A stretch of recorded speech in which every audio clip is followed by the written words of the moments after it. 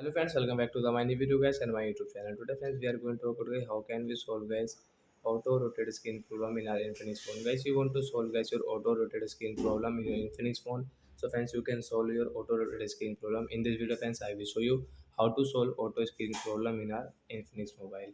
So before starting video friends, first of all go and subscribe the channel, click the bell icon, like my video. So then first of all guys, you will have to click on guys your phone setting to solve guys your auto screen problem. Then guys scroll it. Hence, you can see guys this type of setting in Infinix phones. How can you solve guys your auto screen problem? So friends, you will have to click on guys your phone display and brightness setting. Friends, we will click here. And guys again scroll. So friends, you can see guys your auto rotate screen setting. Friends, you can see right side this icon is enabled. So you will have to click on this icon. Then guys this icon will off. Then guys your problem will solve. So if you use YouTube, so as you can see your screen will not rotate. If you use any Play Store app, any another app guys, any app guys, if you use guys, your phone will not rotate, screen will not rotate.